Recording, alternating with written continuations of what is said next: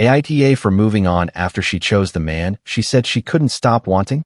I'm Josh, I'm 38, and Megan had been the person I pictured across from me at every boring Sunday breakfast for the rest of my life. We had been together long enough that she knew I always burned the first pancake. I knew she never finished a cup of coffee while it was still hot, and our friends had stopped asking if we were getting engaged and started asking when. So when she started acting like our future was a sweater she wasn't sure she wanted to buy, I noticed. Megan was 32, funny in a dry way, stubborn about little things, and the kind of person who could make a grocery run feel like a date if she was in the right mood. For a long time, our relationship felt solid in that ordinary, unglamorous way I actually liked. We had shared takeout orders. We had a running argument about whether the thermostat should be at 68 or 70. She kept a book on my nightstand that she had been almost finished with for 6 months. I kept her favorite coffee creamer in my fridge, even though I hated the stuff. Marriage wasn't some random idea I had built in my head alone. We had talked about it. She had sent me ring photos. She had once held my hand at a wedding and whispered, "Ours better not have dry chicken." I had a note in my phone with her ring size, a short guest list, and a date circled in my calendar for a small engagement dinner. Nothing flashy. Just people we loved, decent food, and a moment that felt like us. Then Ryan started appearing in her sentences. At first, I didn't care. Ryan was in the larger friend circle, the type of guy who always seemed to know where the new place was, what event was happening, and who could get a table without a reservation. He was confident in a way people called charming when it worked and obnoxious when it didn't. Megan thought it worked. Ryan found this amazing little spot, she said one night, while we were folding laundry. Cool, I said. We can try it sometime. She smiled, but it wasn't really at me. He just knows things like that. He doesn't overthink. I tossed a towel into the basket. I didn't know thinking was a character flaw now. She laughed like I was being sensitive. I didn't say that. The first time, I let it go. The second time, I paid attention. By the third time, every compliment for Ryan had a little shadow attached to it. Ryan just said what he wanted. Ryan just did things. Ryan didn't need a plan for everything. Ryan made people feel like anything could happen. One night, while we were eating dinner at my place, her phone lit up beside her plate. I saw Ryan's name before she flipped it face down so fast her fork clinked against the plate. I looked at the phone, then at her. What? She said. If it's nothing, why did you hide it like it was something? Her face tightened. Because I knew you'd make it weird. I'm asking because you made it weird. He's a friend, Josh. I didn't say he wasn't. You're acting insecure. That word did what it was supposed to do. It made me pause, because nobody wants to be the guy who makes a normal friendship into a problem. I backed off that night, but I didn't forget how protective she looked. Not protective of me, protective of the conversation. Around the same time, marriage talk started getting slippery. A few months earlier, Megan had been sending me pictures of simple rings and making jokes about not letting Daniel give a speech because he would absolutely embarrass us. Now, when I brought up future plans, she treated the conversation like I was trying to trap her. One Saturday morning, I burned the first pancake like usual, slid it onto my plate, and said, "So I was thinking maybe we should pick a weekend soon to get everyone together." She didn't look up from her coffee. For what? I watched her stir a cup she wasn't going to finish. You know what? She sighed. That sigh told me more than I wanted it to. Meg, I just don't want us to do something because it's the next expected step, she said. I leaned back. I thought we wanted the same step. We did. I mean, maybe we do. I don't know. People change. I stared at her, trying to figure out when our future had turned into people change. I still wanted to be fair. That was my weakness, I guess. I wanted to believe she was scared, not selfish. I wanted to believe the woman I loved was confused, not already halfway out the door and checking whether I would keep the porch light on. Then came the question that made sense only later. We were sitting on the couch after dinner, the TV playing something neither of us cared about. She was curled up at the far end, not close enough for her feet to touch my leg like they usually did. Do you think a couple can survive one person making a mistake? She asked. I muted the TV. What kind of mistake? I'm asking generally. I turned toward her. That's not a general question. She rubbed her thumb along the edge of her sleeve. Just answer. I thought about it. Forgiveness depends on whether the person is sorry or just afraid of consequences. A mistake you confess before it hurts someone is different from a choice you hide until it fails. She looked bothered by that. Not angry. Bothered. Like I had answered the wrong version of the question. 2 weeks later, she asked for space. It was a Thursday night. I remember because I had bought stuff to make tacos, and the tortillas were still sitting unopened on the counter while she stood in my kitchen with her arms crossed. I need time to figure myself out, she said. I nodded slowly. Does space mean being alone, or does space mean being with Ryan? Her eyes filled, but she looked angry that I had asked it directly. That's not fair. It's the only question that matters. I don't know how to explain it without sounding awful. Try. She looked down at the floor. Ryan makes me feel alive. I waited. And you, she swallowed. You make me feel safe. I actually laughed once, not because it was funny, but because my body didn't know what else to do with that sentence. She stepped toward me.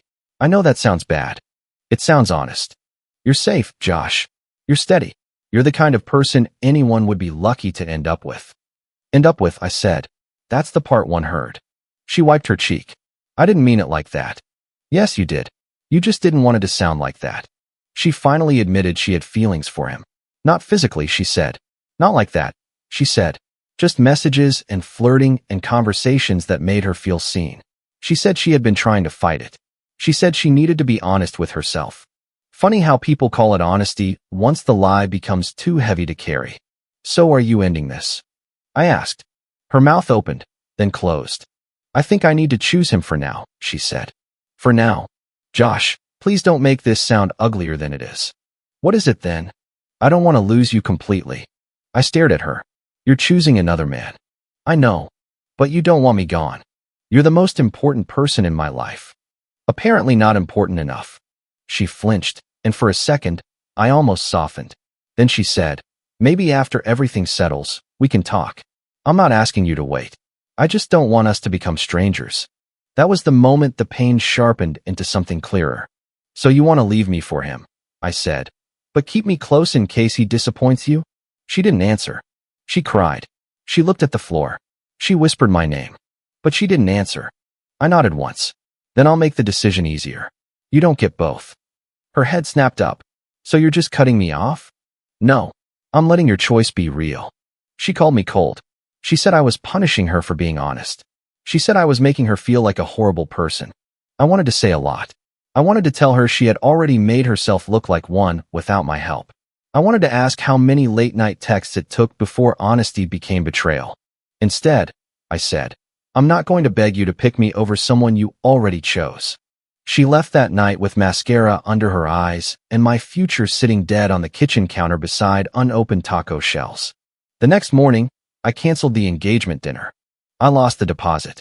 I sat on hold with the restaurant for 18 minutes, listening to cheerful music that made me want to throw my phone through the wall.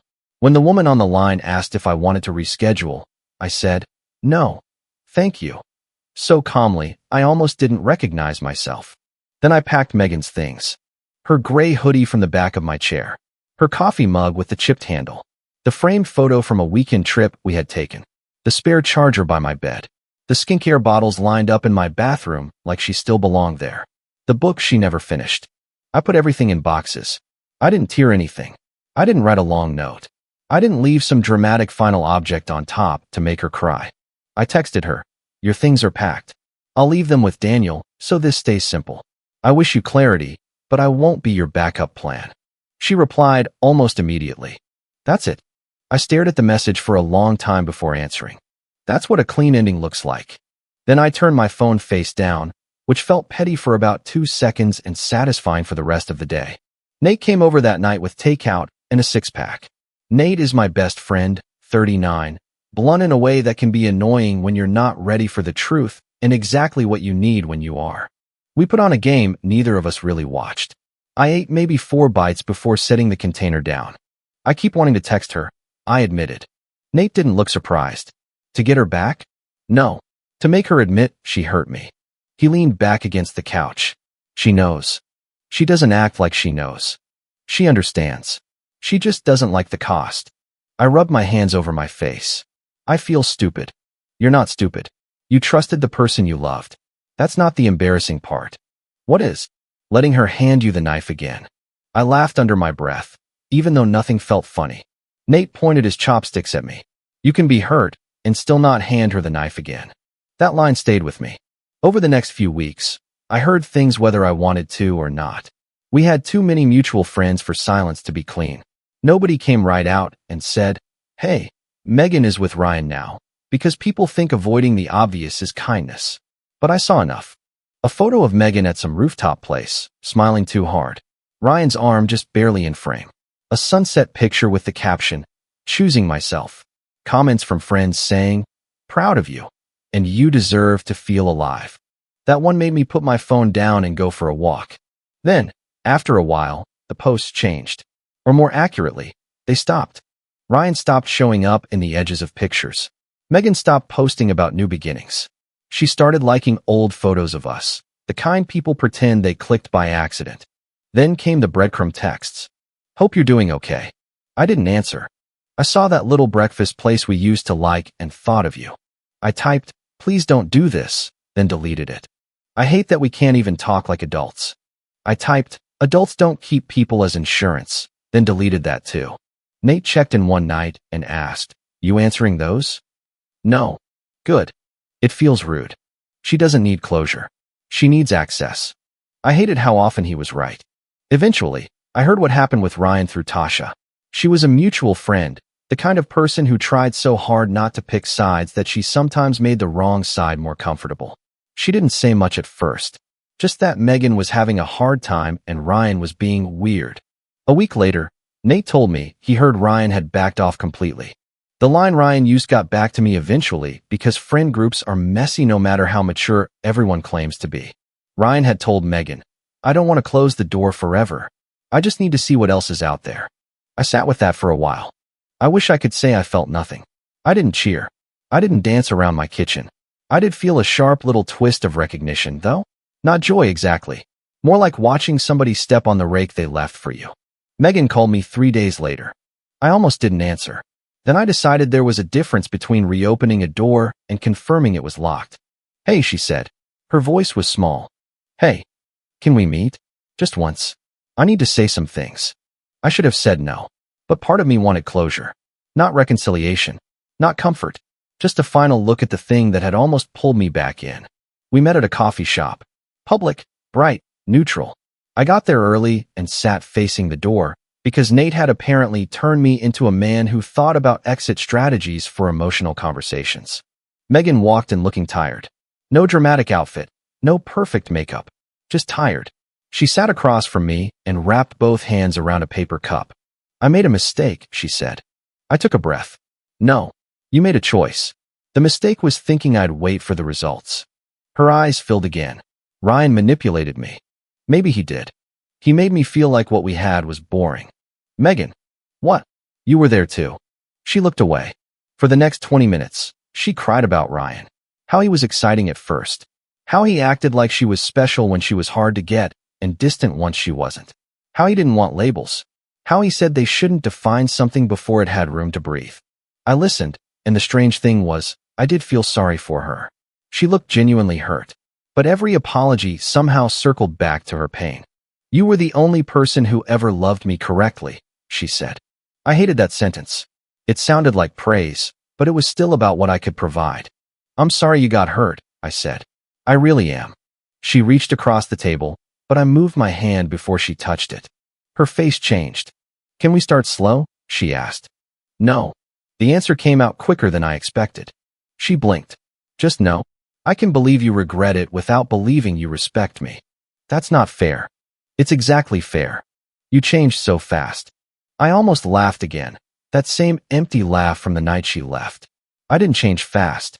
I stopped giving you slow access to me." Her mouth tightened. "If you moved on this fast, maybe I was right to question us." There it was. The switch. Remorse turning into entitlement the second forgiveness didn't come with benefits. "Moving on isn't revenge," I said. "It only feels like revenge because you expected me to wait." She looked like I slapped her. I stood up, tossed my untouched napkin onto the table, and said, "I hope you heal. But not through me." That should have been the end. For a little while it was. Claire came into my life later, not the next day, not in some dramatic movie way. I met her through a normal group thing I almost skipped because I was tired of being asked if I was okay. She was direct, funny without performing, and not impressed by emotional mess disguised as depth. On our second real conversation, she asked, "Are you actually available, or are you just trying to prove something to somebody?" I respected the question too much to dodge it. "I ended something serious a few months ago," I said. "It's over, but there's history." She nodded. "I'm not interested in being someone's proof that he's over his ex." "Good," I said. "I'm not interested in dating proof." That made her smile. We took things slowly. I told her enough about Megan that she wouldn't be blindsided if we ran into each other. I didn't turn Megan into a monster, even though some days I wanted to. Claire listened, asked a few questions, and said, "I'm not competing with unresolved history." "You won't have to," I said. "I'm not saying that for you. I'm saying it for me." That was Claire. Calm, clear, not cold. She didn't need to win a triangle. She refused to stand in one. Meanwhile, Megan started rewriting the breakup. At first it was subtle. A vague post about people abandoning you when you were vulnerable. A comment in the group chat that said, "Some people punish you forever for one mistake." I ignored it. Then she got bolder. "I'm not going to say much," she wrote in the group chat, which was always what people said right before saying plenty. "But being replaced that fast tells me a lot." A few minutes later, another message. "I guess emotional availability only mattered when I was useful." I stared at that one for a while. My phone buzzed with a private text from Daniel. "Is everything okay between you two?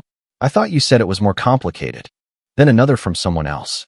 "Hey man, not trying to get involved, but did you really cut her off when she was struggling?" I wanted to throw the whole phone away. I texted Nate. "She's making it sound like I abandoned her." He replied, "Because she can't say she left you for a guy who dumped her." I wrote in the group chat, "I'm not discussing this here unless the story keeps getting rewritten." Megan immediately replied, "That's convenient." I didn't respond. That night, Tasha texted me, "I don't want to be messy, but this feels wrong." I sat up in bed. Then another message came through.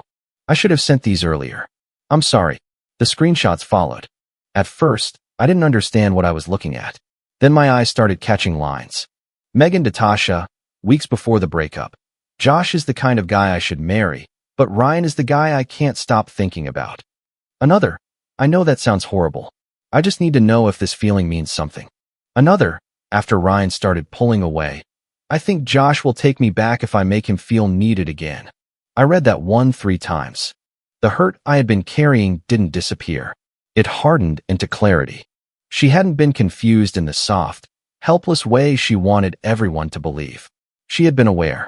She had known exactly what I represented to her. Safety. Stability. A man she should marry if the man she wanted got bored. I called Nate. He answered with, "Please tell me you're not calling because you texted her." "I have screenshots." There was a pause. "What kind?" "The kind that makes her version look like a bedtime story." "Drop them in the group chat." "No. Josh. I'm serious." Neutral people love telling the person with proof to stay quiet. I'm not staying quiet forever. I'm just not going to humiliate her unless she forces me to defend myself. Nate sighed. "You're more disciplined than I am." "No, I'm angrier than you think. That's why I need rules." So I made rules. I saved the screenshots in a folder. I removed anything unrelated.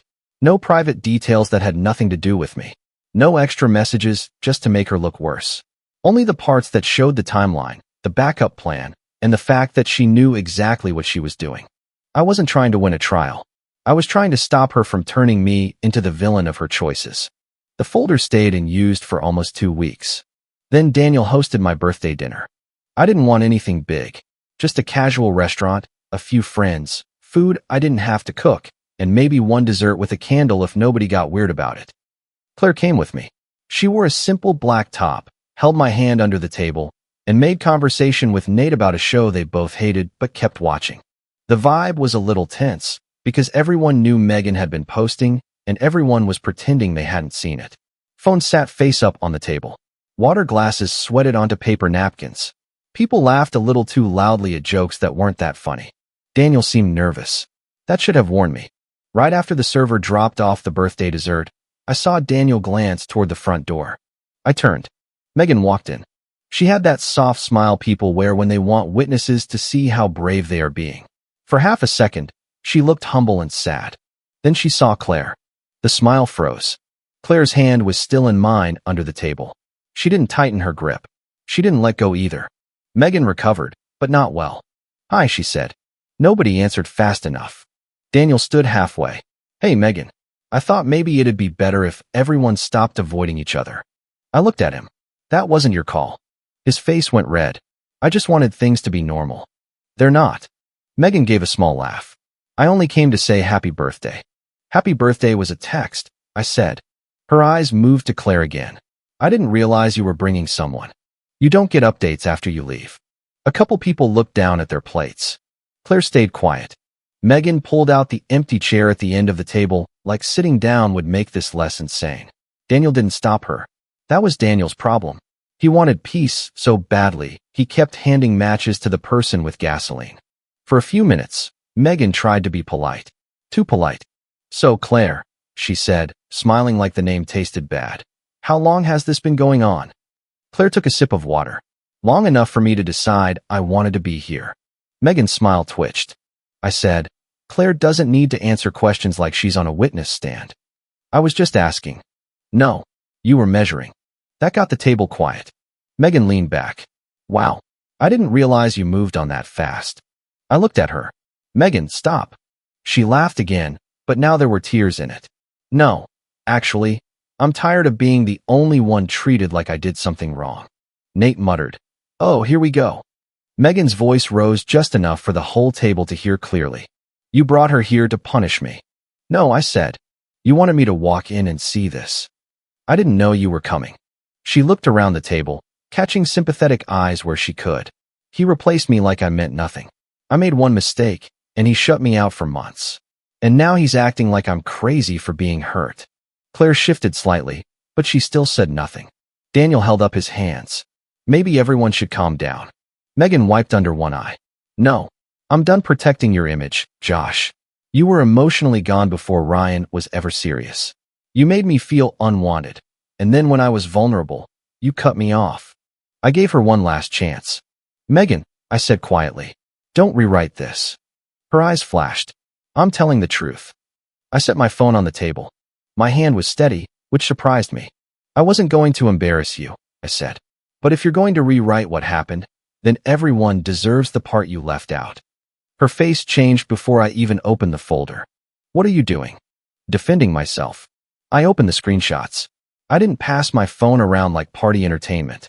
I didn't read everything with dramatic pauses. I showed Daniel first, because he had put us in that situation. Then Nate. Then Tasha, even though she had already seen them. A couple others leaned in because pretending not to look had officially become impossible. The first screenshot showed Megan talking about Ryan weeks before she asked for space.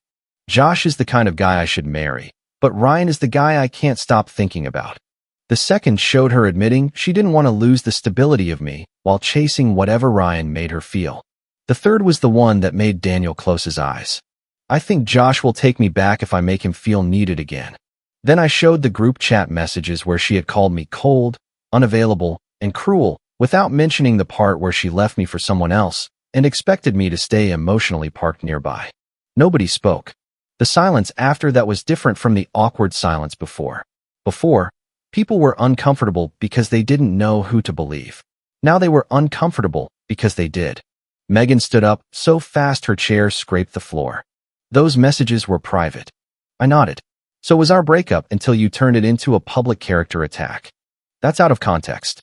"What context changes? I think Josh will take me back if I make him feel needed again." Her mouth opened, but nothing came out. Tasha looked down at her hands. "I sent them." Megan turned on her. "You what?" Tasha's voice shook, but she kept going. "I should have spoken sooner. I didn't want to pick sides, but this got unfair."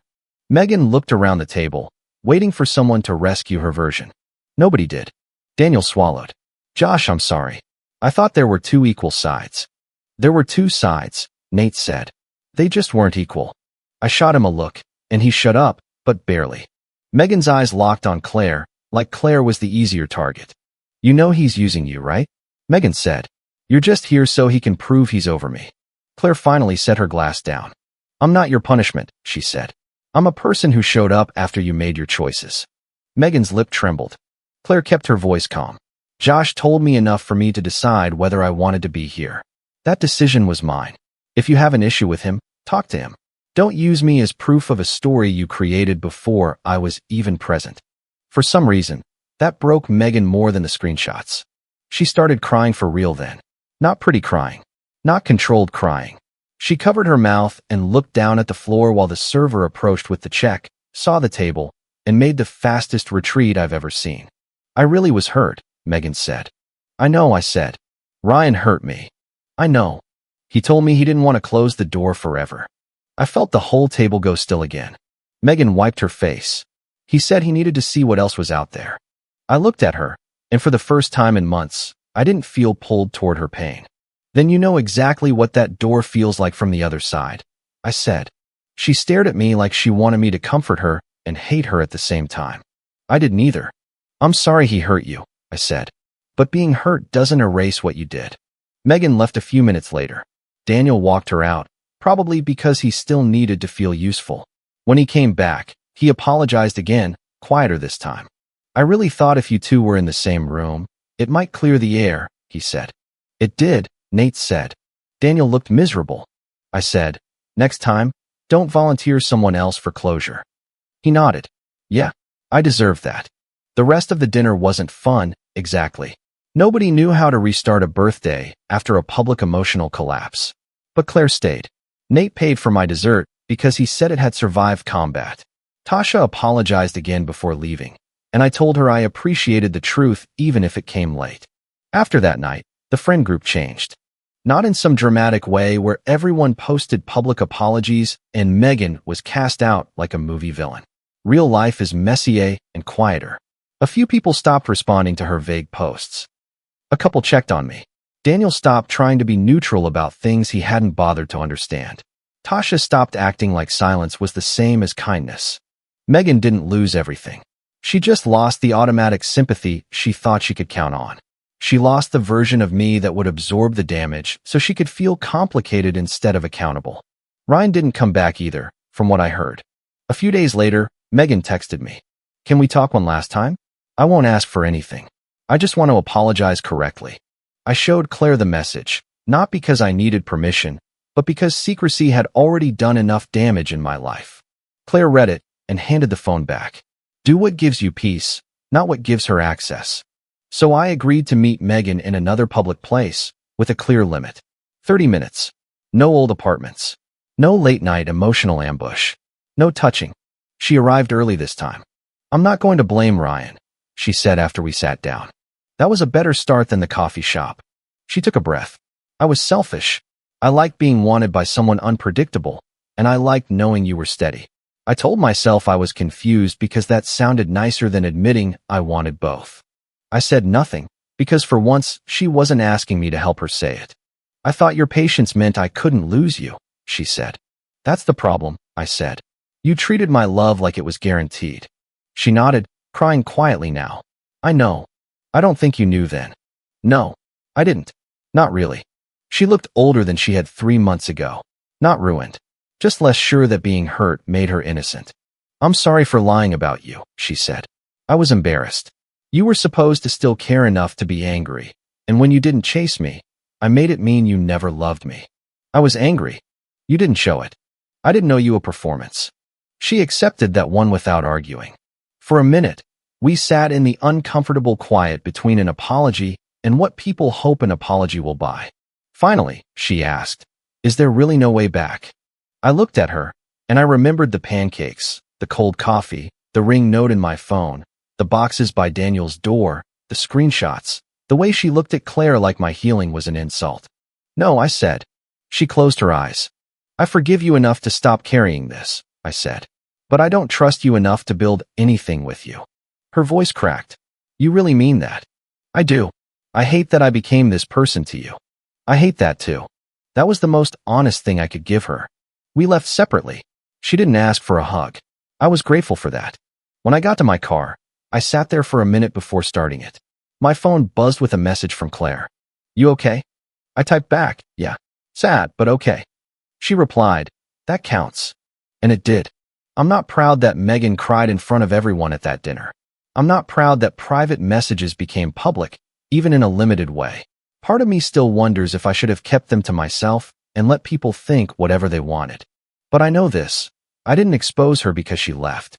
I exposed her because she lied about why I stopped waiting. For months, she treated my silence like permission to turn me into the cold ex who abandoned her. She counted on me staying quiet because I had always been steady. She mistook restraint for weakness, patience for a guarantee, and love for a safety net she could climb back into after someone else dropped her. The strongest revenge was not making Megan suffer. It was removing myself from the role she wrote for me. I didn't get the engagement dinner I planned. I didn't get the future I thought I wanted. I did get the truth out before her version became the only one people remembered. And when she finally understood what it felt like to be kept as a maybe, I didn't open the door. If you liked it, don't forget to leave a comment and support the channel by subscribing. See you in the upcoming stories.